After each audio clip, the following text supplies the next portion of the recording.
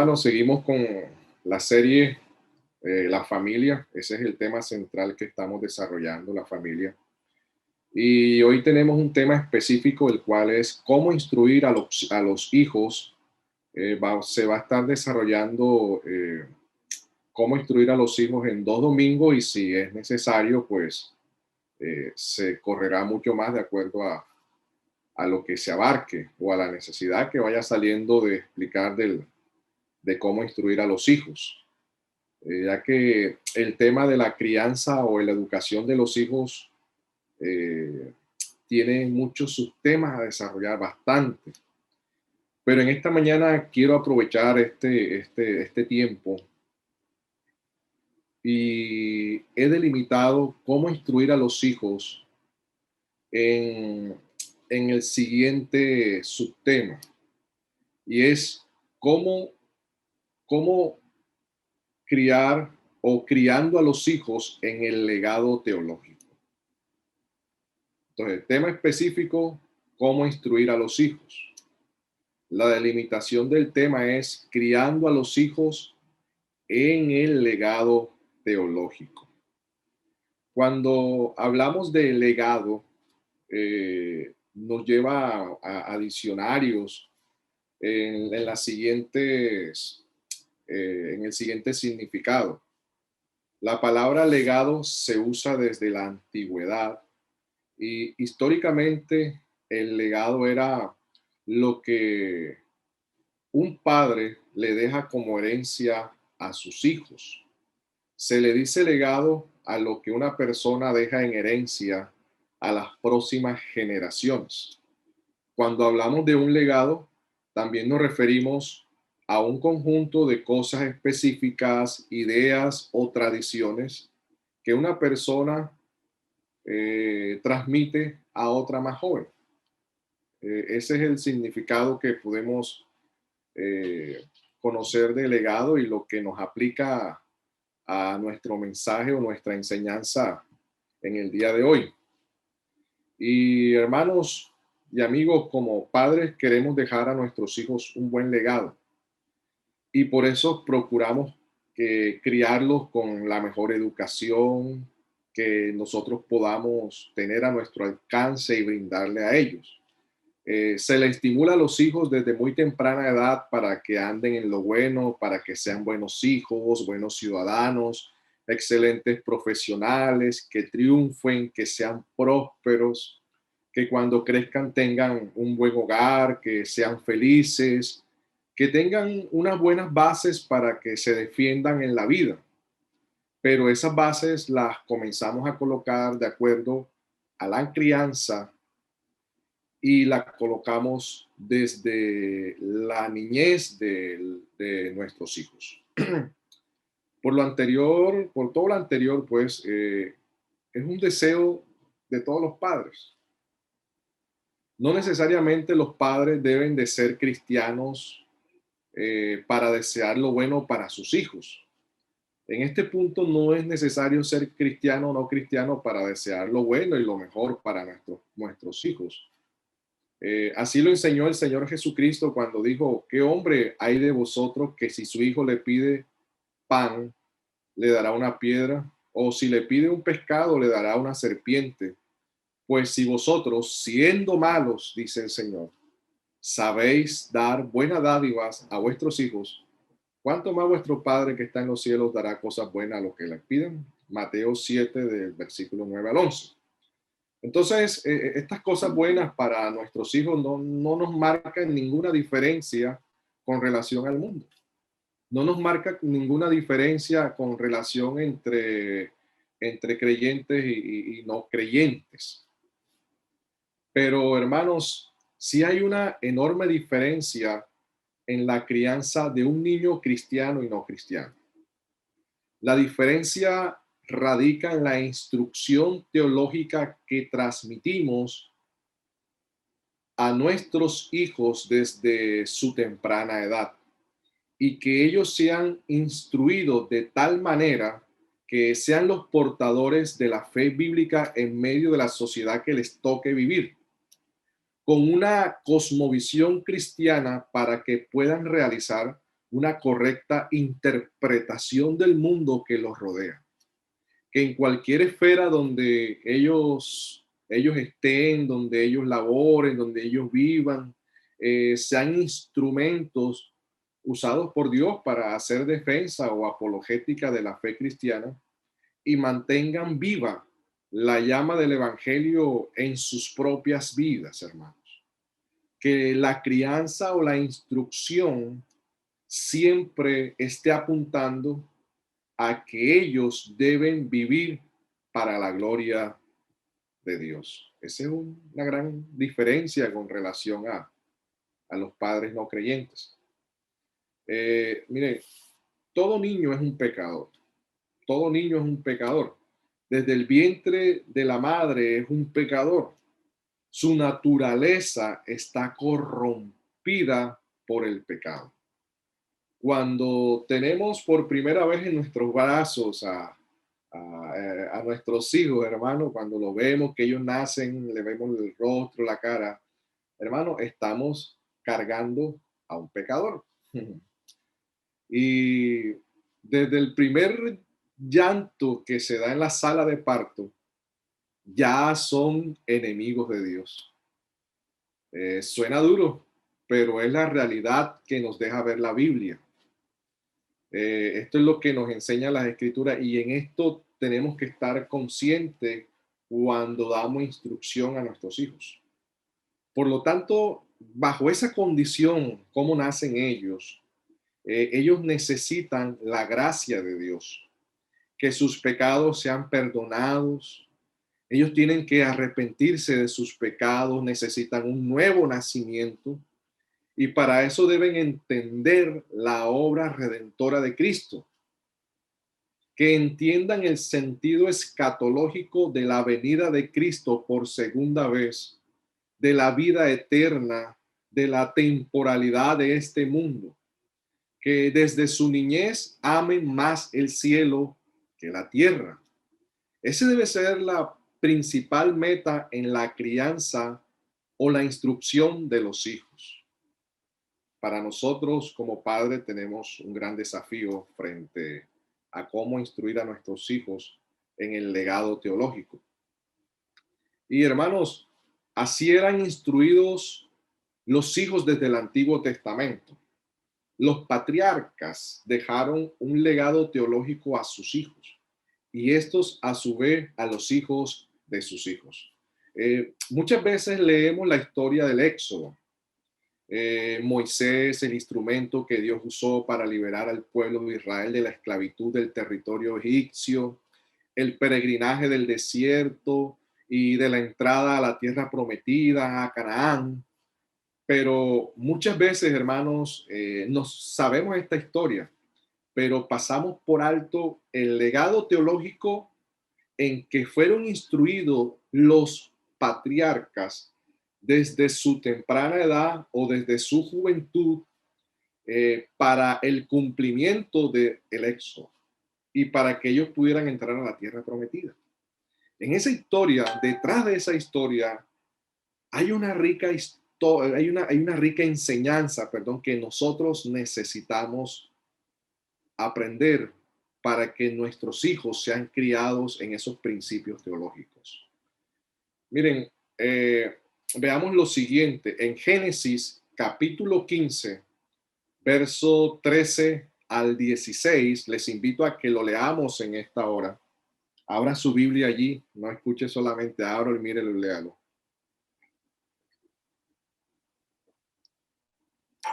Dice Génesis capítulo 15, verso 13 al 16. Entonces el Señor dijo a Abraham: ten por cierto que tu descendencia morará en tierra ajena y será esclava allí y será oprimida 400 años. Mas también a la nación a la cual servirán juzgaré yo. Y después de esto saldrán con gran riqueza y tú vendrás a tus padres en paz y serás sepultado en buena vejez y en la cuarta generación volverán acá, porque aún no ha llegado a su colmo la maldad del amorreo hasta aquí. En un libro que se llama El Pacto de la Antorcha, escrito por Abraham Parr, es un pastor presbiteriano. Él realiza un trabajo histórico y teológico muy interesante, excelente en este libro. Y hermanos, sabemos que hay diferencia en la teología del pacto entre bautistas reformados y presbiterianos, pero eso no impide que nos leamos los unos a los otros. Y los datos de fechas y edades los he tomado del trabajo de la genealogía que el pastor presenta en su libro. El texto que acabamos de leer, Génesis 15, del 13 al 16, fue un pacto de Dios con Abraham. Dios le dice que su descendencia morará en tierra ajena, serán esclavos y oprimidos 400 años. Después saldrán libres. En este caso es el Éxodo. Abraham morirá, bajará en paz a su tumba. Y le dice el Señor que en la cuarta generación entrarían nuevamente o volverían a la tierra de Canaán para la posesión de ellos o para posesión de ellos. En los versículos posteriores vemos la ceremonia de este pacto. Ya Abraham estaba en Canaán, pero Abraham era forastero, no estaba en posesión de esa tierra todavía. Y el texto bíblico habla de que a la cuarta generación regresarían a la tierra de Canaán. Me identifico mucho con la posición que plantea Abraham Parr, que las cuatro generaciones comienzan con Abraham, quien es el que recibe la promesa, el pacto, pasa por Isaac, Jacob y termina con José, desvirtuando muchas veces algunas enseñanzas que hablan de que los 400 años de esclavitud se dividen en generaciones de 100 años o de 4 siglos. Pero el sentido bíblico tiene más coherencia con las generaciones de Abraham, partiendo de Abraham, Isaac, Jacob y José. Acordémonos que de la línea de José es que sale Josué, y Josué es el que introduce a el pueblo en la tierra de Canaán. Y aquí, hermano, es donde comienza lo interesante. ¿Qué tiene que ver toda esa historia con la crianza de los hijos? Abraham, cuando recibió ese pacto que acabamos de leer en Génesis 15, Abraham tenía 84 años, 16 años antes que naciera Isaac. Según el año en que ubican este pacto, es el 2022 antes de Cristo.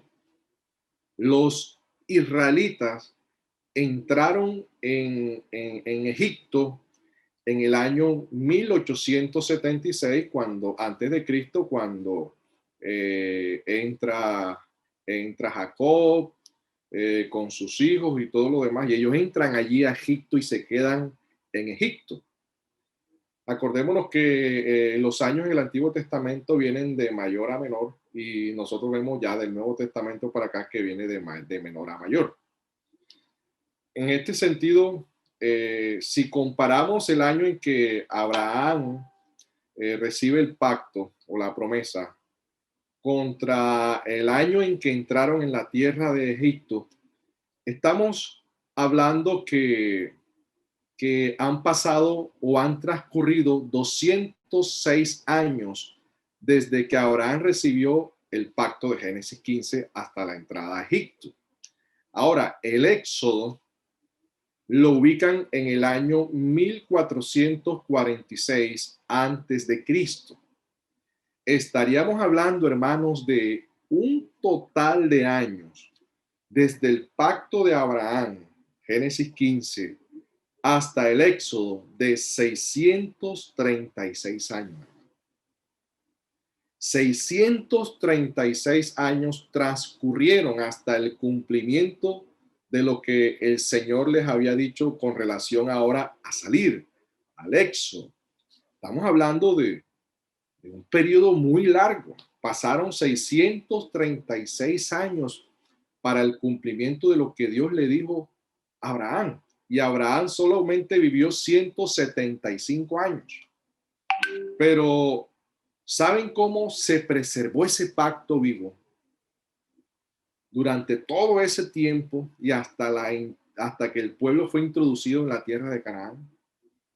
Se preservó vivo por la instrucción, el legado teológico, hermanos, que recibió Isaac, Jacob y José. Una instrucción de padre a hijo en las promesas de Dios. Ellos perseveraron en el mensaje a sus generaciones. Dejaron eso como un legado a sus generaciones, un legado teológico que logró vivir por tantos años, por 600 y tantos años. Y estos hombres mantuvieron ese legado vivo a través de la historia. Ese legado se preservó, ese mensaje se preservó a través de las generaciones. Ahora bien, el Señor Jesucristo dice que vuestro padre Abraham se regocijó esperando ver mi día y lo vio y se alegró, dice el Señor. Abraham sabía de Cristo, del Redentor. Abraham, miren, inclusive hay un dato muy interesante. Abraham lo ubican 2000 años después de Adán, el primer hombre. Y 2000 años antes de que nuestro Señor Jesucristo aparezca. Está central entre ambos acontecimientos. Pero Abraham miró a Cristo por fe. La justificación por medio de la fe. Seguramente pudo también haber recibido, fuera de todas las revelaciones que Dios le dio a Abraham, ha podido ser iluminado en el holocausto cuando ofreció a su hijo Isaac. Dios en ese acontecimiento sustituyó la muerte de su hijo Isaac por la del cordero. Isaac fue instruido por su padre Abraham en las promesas de Dios. Esto fue un gran acontecimiento que tuvo que haber quedado impregnado en el corazón de su hijo Isaac. Y Isaac fue instruido en esas promesas de Dios, en el Dios del pacto y de las promesas. Pero fueron bases que se colocaron desde muy temprana edad y confirmada ya en Isaac cuando estaba grande. Pero en toda esta historia vemos algo muy interesante también al transcurrir de generación a generación. No solamente están los varones involucrados o los padres en que los hijos reciban un legado teológico, sino que también están las mujeres. Las mujeres tienen un papel fundamental en instruir a los hijos en el legado teológico. Y solamente por ver un ejemplo, podemos ver a Rebeca, la madre de Jacob y de Esaú. Miren, Isaac se casa a los 40 años con Rebeca. Después de 20 años de matrimonio, a la edad de 60 años, llegaron los hijos, Esaú y Jacob. Y dice Génesis, vayamos a Génesis capítulo 25, versos 21 a 23. Dice lo siguiente, Génesis 25, 21 a 23. Y oró Isaac al Señor por su mujer, que era estéril, y lo aceptó el Señor. Y concibió Rebeca su mujer, y los hijos luchaban dentro de ella. Y dijo, si es así, ¿para qué vivo yo? Y fue a consultar al Señor, y le respondió el Señor, 2 naciones hay en tu seno, en tu vientre, y 2 pueblos serán divididos desde tus entrañas. Un pueblo será más fuerte que el otro, el mayor servirá al menor.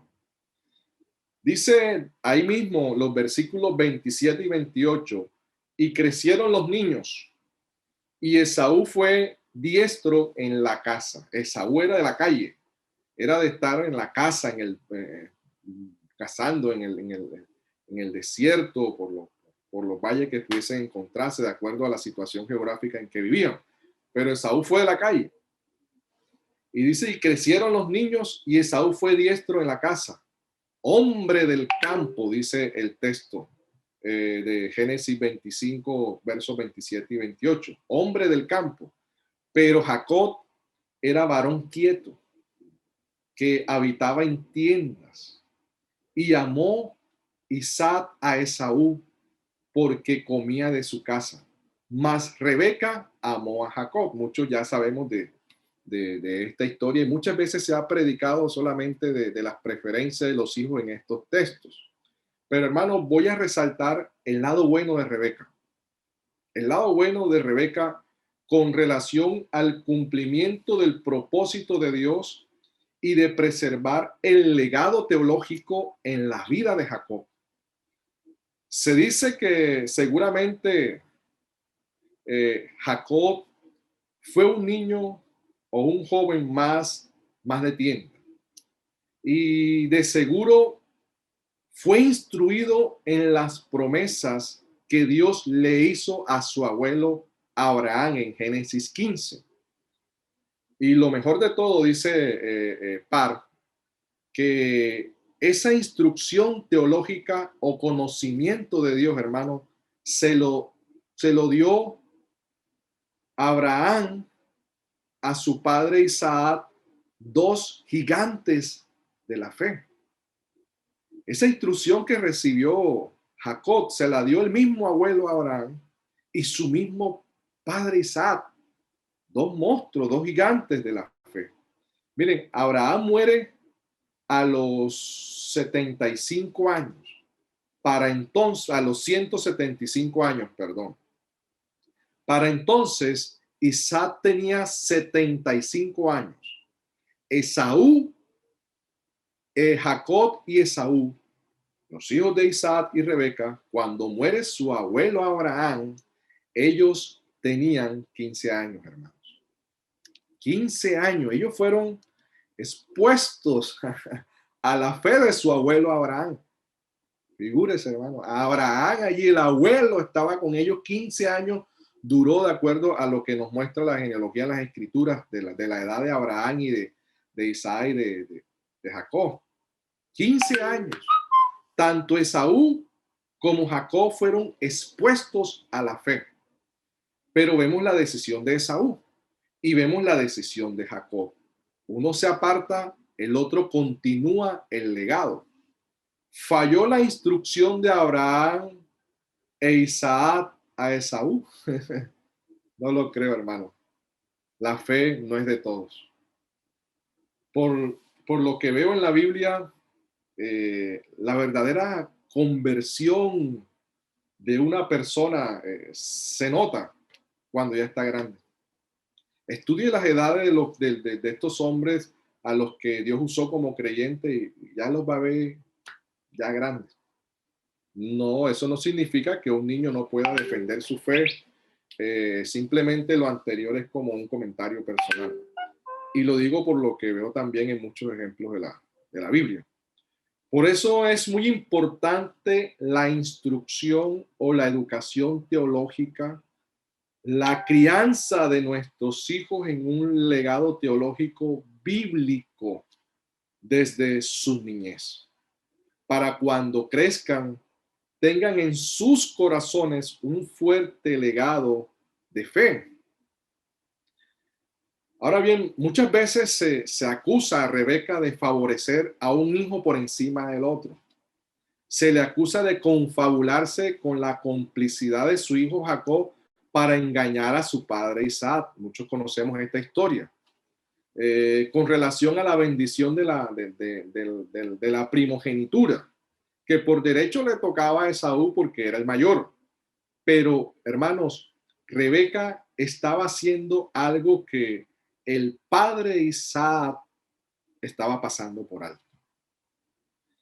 Se estima que Isaac tenía 136 años cuando pasó el acontecimiento de la bendición de la primogenitura. Para ese entonces, hermano, dice Par que Jacob tenía 76 años. Lo mismo que Saúl, porque eran eran gemelos. 76 años, hermano. No eran unos jóvenes, eran unos jóvenes viejos. Muchas veces nosotros ubicamos a Jacob y a Esaú como que eran jovencitos de 16, de 15 años, después de 30. Hermano, cuando usted saca el tiempo a través de las escrituras y mira toda esta cronología del tiempo, Jacob tenía 76 años. 76 años, no eran unos peladitos, unos jóvenes, ya estaban grandes. Una vez que Rebeca y Jacob engañan a su padre Isaac, Jacob recibe la bendición. Después llega Esaú a su padre Isaac para que le diera la bendición del primogénito. Y hermano, dice Génesis, vayamos a Génesis capítulo 27, verso 33. Dice las escrituras de la siguiente manera. Génesis 27, 33. Y se estremeció Isaac grandemente. Miren lo que dice el texto bíblico. Y se estremeció Isaac grandemente y dijo, ¿quién es el que vino aquí, que trajo casa y me dio y comí de todo antes que tú vinieses? Le está preguntando y hablando a Esaú. Yo le bendije y será bendito. Eso es lo que dice el padre Isaac a Esaú después que ya ha bendecido a Jacob.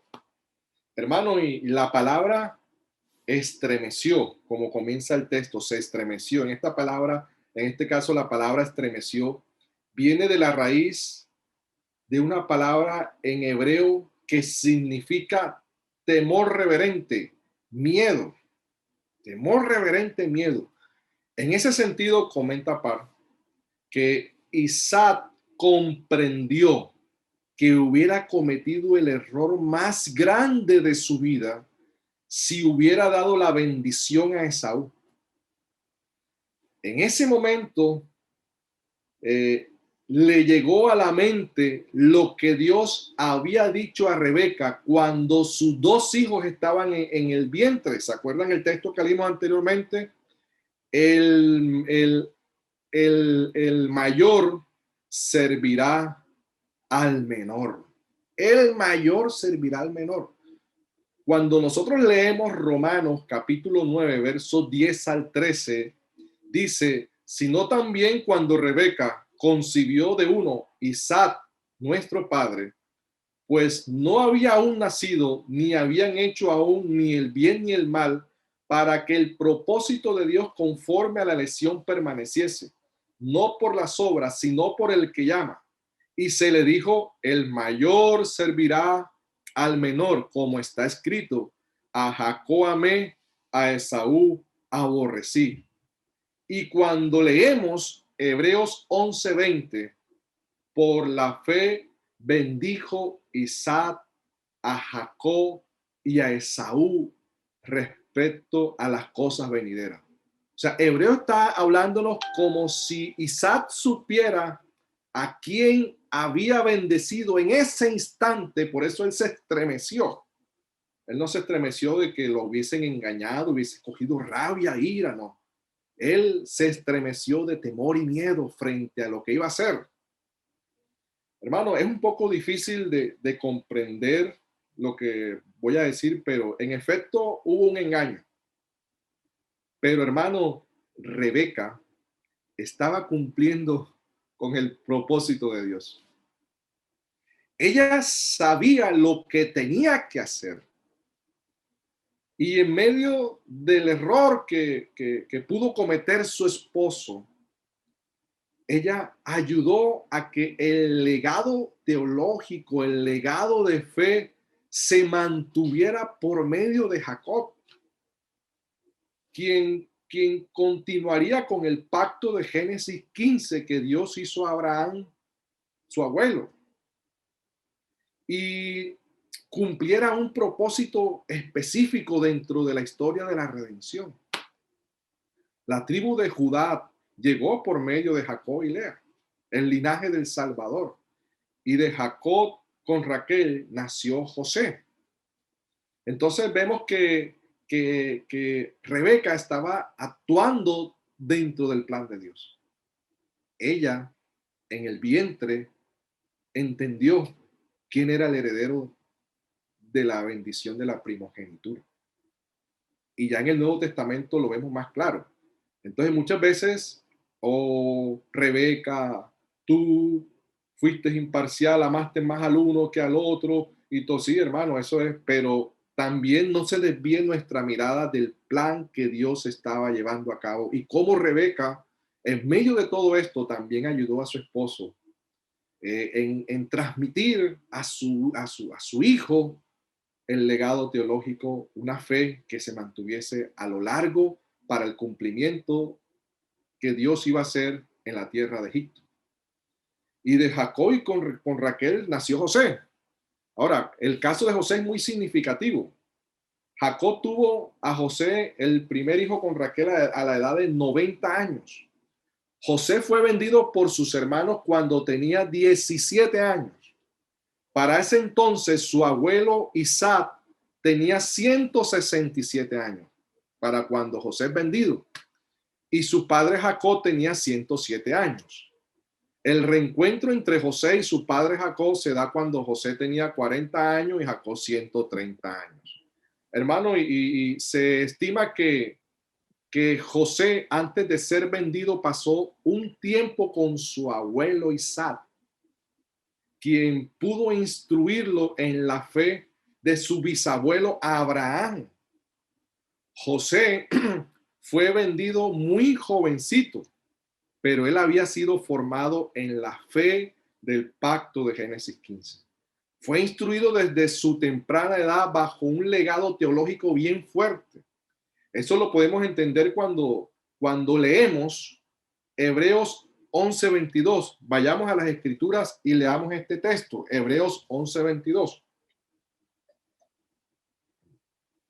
Dice, por la fe, mire lo que dice el texto, por la fe, José al morir, por la fe José al morir, mencionó la salida de los hijos de Israel y dio mandamiento acerca de sus huesos. Muchas veces leemos este texto y no entendemos. Pero hermano, si usted se va ubicando, José vendido a los 17 años, logró compartir antes de los 17 años con su abuelo Isaac. Es transmitido en la fe. Y vemos que Hebreo dice que por la fe José al morir mencionó la salida de los hijos de Israel y dio mandamiento acerca de sus huesos. José, cuando entra a la tierra de Egipto, él llevaba ya en su corazón una formación con relación a los pactos y las promesas del Señor. José pasó casi toda su vida en Egipto, desde los 17 años hasta los 110 años cuando muere. Y dice Génesis capítulo 50, versos del 22 al 26, que José fue embalsamado. Dice Génesis, mire lo que dice, capítulo 50, versos 22 al 26. Y habitó José en Egipto, él y la casa de su padre, y vivió José 110 años. Y vio José a los hijos de Efraín hasta la tercera generación, también los hijos de Maquir, hijo de Manasés, fueron criados en las rodillas de José. Y José dijo a sus hermanos, voy a morir, mas Dios ciertamente os visitará y os hará subir de esta tierra a la tierra que juró Abraham, Isaac y Jacob. Hizo jurar José a los hijos de Israel diciendo, Dios ciertamente os visitará y haréis llevar de aquí mis huesos. Y murió José a la edad de 110 años. Y miren lo que dice, y lo embalsamaron y fue puesto en un ataúd en Egipto. Hermanos, José estaba citando el pacto que Dios había hecho con Abraham muchos años atrás. José fue embalsamado de acuerdo a las costumbres egipcias. En pocas palabras, ¿sabe qué significa eso? Si usted lo busca dentro de la historia, en pocas palabras, se momificó. Se momificó. Una momia. Y lo colocaron en un ataúd. En ese tiempo, reyes y faraones y altos oficiales gubernamentales usaban ataúdes especiales que pesaban varias toneladas. Pues, la frase fue embalsamado se refiere a una elaboración de proceso de momificación. Los egipcios tenían una especie de creencia que mientras duraba la momia, el hombre aún no perecía de la tierra, por lo cual dicen algunos que su cuerpo preservado, el de José, el cuerpo de José preservado, embalsamado, actuó como un símbolo de que el pacto de Dios estaba vivo, activo sobre su soberanía. La momia de José, por así llamarlo, el cuerpo embalsamado, estuvo, hermano, con los israelitas en Egipto. ¿Sabe cuántos años?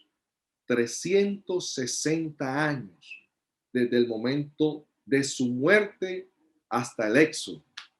Y dicen los comentaristas, algunos, que actuaba como un símbolo la presencia del cuerpo de José, ya que ellos lo miraban como un consuelo y una esperanza para un pueblo que sufría en tierra extraña y que iban a entrar a la tierra prometida tal como José se los, se los había dicho antes de morir.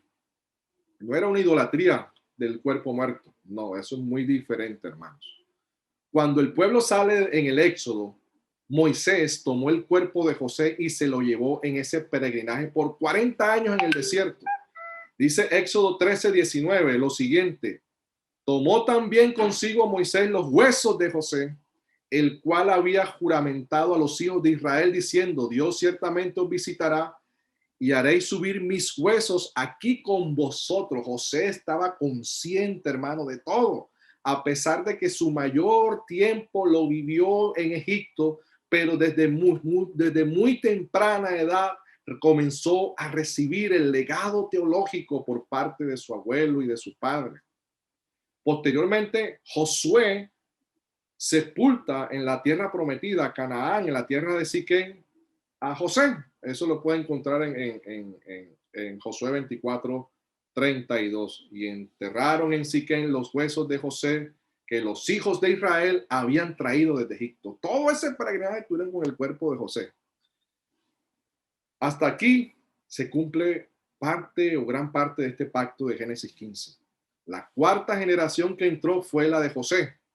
Josué, por medio de la generación de José, Dios cumplió su promesa. Los protagonistas recibieron una fe fuerte de sus padres, recibieron un legado teológico que preservó el plan de Dios a lo largo del tiempo. Todo lo anterior, hermanos, apuntaba a Cristo, a la liberación de la esclavitud del pecado, al peregrinaje en el mundo hasta que Cristo vuelva y seamos introducidos en la nueva Jerusalén. Estamos en el nuevo Éxodo. Moisés, el libertador, tipología de Cristo. Egipto, libertad de la esclavitud del pecado. Desierto, temporalidad del mundo y todas las aflicciones y sufrimiento y todo lo que encontramos. La tierra de Canaán, tierra prometida, la nueva Jerusalén, el destino final, cumplimiento final del pacto de redención. Padre, madre, estamos nosotros instruyendo a los hijos, a nuestros hijos, en esta gran realidad. Estamos dejándole este legado teológico a ellos. Están siendo instruidos los hijos en la fe redentora. Están los hijos siendo instruidos, educados en una fe que se identifica en la historia, así como pasó con los patriarcas. Los hijos están siendo criados, instruidos, educados bajo el propósito de un legado teológico, bíblico, firme a través de los siglos. Lastimosamente, muchos hijos han sido instruidos más en un evangelio moralista que redentista. A muchos hijos se le ha instruido más en un evangelio desde el punto de vista del comportamiento, de la conducta, del no hagas, no toques, no mires, pero tienen serias dudas con relación a la gracia redentiva por medio de Jesucristo. No conocen a Jesús, no conocen la obra redentora de Cristo, a pesar que saben cosas de la Biblia o varios temas de la Biblia. Conocen más de la ley, pero de la gracia muy poco. Y debe de haber un equilibrio en esta enseñanza. Muchas veces los hijos no son instruidos en las grandes verdades de la doctrina de Dios porque es que están muy pequeños para entender eso. Y ese es el problema. Van creciendo despegados de las verdades de Dios hasta que ya no pueden alcanzarlos, hasta que ya no pueden instruirlo en estas verdades. El propósito de instruir a los hijos en el evangelio, de la crianza de nuestros hijos, de los niños, sea que seas padre, que no seas padre, que seas tío, que sea abuelo, el propósito de instruir a los hijos es que lleguen a ser hijos de Dios, discípulos de Cristo, miembros del cuerpo de Cristo, al servicio de una iglesia local. Miren, en una ocasión participé en una discusión con relación al orden bíblico para un padre cristiano que es pastor. Y respondí de una forma que quizás es muy diferente a los que piensan mucho, aún dentro de la misma reforma. Y eso es respetable, hermano. Pero mi conciencia está convencida por medio de las mismas escrituras del orden. Y defendí cuál era el orden. El orden es Dios, Cristo, iglesia y familia. ¿Cómo así? La iglesia fue primero, la familia fue primero que la iglesia. A lo que respondí, en el Génesis, primeramente fue creado un hijo de Dios, Adán. Después fue esposo y después fue padre de familia. Pero es que la iglesia está conformada por familia. A lo que respondí con mucha reverencia y respeto para que no me malinterpretaran. Y dije, bíblicamente la iglesia está conformada por hijos de Dios y punto. La persona quedó así como pensando. Y la iglesia está conformada por hijos de Dios. Cristo murió fue por su iglesia, la cual es columna y baluarte de la verdad. Cristo murió por los elegidos, por aquellos que serían hijos de Dios, que como resultado de la gran comisión, de la evangelización y el discipulado, nuestros hogares llegan a pertenecer al cuerpo de Cristo. Y allá donde apuntamos todos los padres al instruir o a dar instrucción a nuestros hijos, y son temas muy diferentes. Le dije también, no podemos confundir la responsabilidad y cuidado por las familias y cambiarlas por las prioridades de la actividad de la iglesia local. Esos temas son muy diferentes. Ahí sí prima lo que dice 1 Timoteo 5:8, porque si alguno no prevé para los suyos y mayormente para los de su casa, ha negado la fe y es peor que un incrédulo. También pasa que muchos hijos han sido instruidos diligentemente en el conocimiento de la fe, pero al llegar a la adolescencia terminan alejándose del Señor, hermano. Y esa es una gran realidad que está pasando hoy en día y ha pasado a lo largo de la historia de la iglesia. Leí en algún lado, no recuerdo la fuente, una estadística en los Estados Unidos que los hijos de creyentes que fueron a la iglesia desde muy temprana edad, más o menos un 60 o 70%, terminaban alejándose del Señor cuando llegaban a la universidad. Algunos retornaban a la fe, otros no. Hermanos, sabemos que la fe no es de todo. Y como padres debemos estar preparados para saber tratar el asunto de la incredulidad de algún hijo. Miremos la Biblia. Adán fue Abel y no Caín. Abraham fue Isaac y no Ismael. Isaac fue Jacob y no Esaú. Jacob fue José y no los demás hijos de Jacob. Acordémonos que muchos de ellos quedaron muertos en el desierto por la idolatría y la incredulidad. Posteriormente vemos que entran en la tierra prometida y después de un tiempo es destruido el reino del norte, solo queda el reino del sur con la tribu de Judá y de Benjamín, y Judá venía de los lados de José. Todos ellos conocieron Deuteronomio 6, versos 6 al 7. Y estas palabras que yo te mando hoy estarán sobre tu corazón y las repetirás a tus hijos y hablarás de ellas estando en tu casa, andando por el camino, al acostarte, al levantarte. Todos ellos fueron instruidos en estas grandes verdades, hermanos. Así que creo que me tomó el tiempo. Hermanos, en esta mañana quise compartir esto, cómo instruir a los hijos dejándoles un legado teológico.